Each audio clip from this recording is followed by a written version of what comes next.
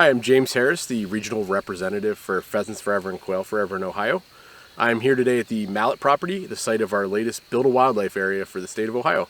And I'm joined by Jim Inglis, our Director of Governmental Affairs. Jim, just take it away. Yeah, thanks. Yeah, it's great to be out here this evening. Great fall evening out here to see what this property is going to turn into. And so, we wanted to just come out here and kind of celebrate what we're doing and kind of get an idea how federal and even state policy impacts a property like this. So thanks for the invitation. Yeah, absolutely. So where are we at the moment with CRP and Farm Bill on Capitol Hill? So the Farm Bill will need to be reauthorized in 2023. And that includes all the suite of conservation programs, whether it's a Conservation Reserve Program, Environmental Quality Incentives Program, Wetland Reserve Enhancement Program, and all of those great suite of programs that we're able to create voluntary private lands conservation programs and to do great things like this. And that's what's really neat about this property is that the Mallets really started their conservation implementation because of the Farm Bill.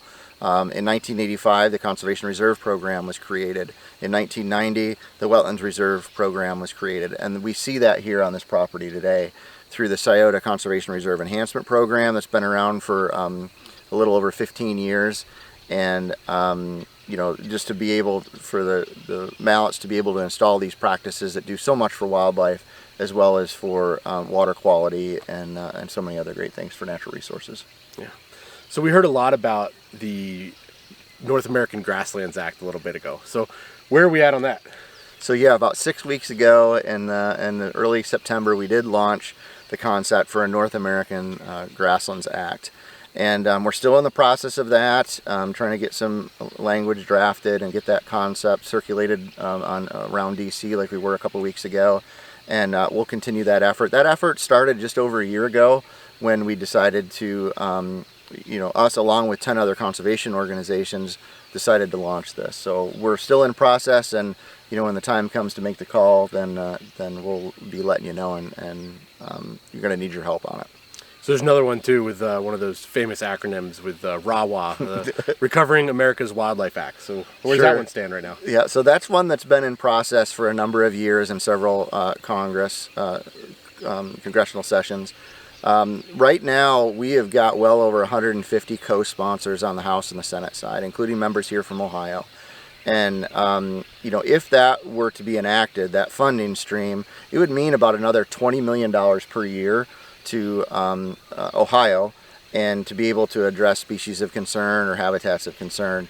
In fact, when we were here talking earlier, we had two bald eagles, and I can't think of a better example of recovery than to have two bald eagles circling over us here. So that's something that we'd really be able to use in this area as well as the surrounding areas in Ohio and really across the country. Yeah, awesome. What about any stateside issues? What's happening around Ohio right now? So the other thing that's really important to this Mallet property for the funding source was 75% of the funding came through the Clean Ohio program. And this is the third project that we've been able to use on that. That program has been around since for about 20 years now.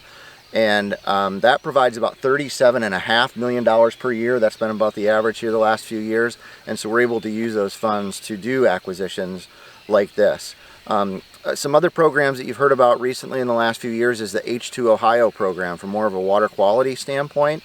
And that was really put in play by Governor DeWine a couple years ago. It went through the last legislative session, and it was just approved again for the next 2 years. So we're going to have 4 years of funding of well over $300 million over that time frame. So again, that's an example of being able to utilize and leverage funds from different sources, state, federal, local, our donors or chapters, to make projects like this happen.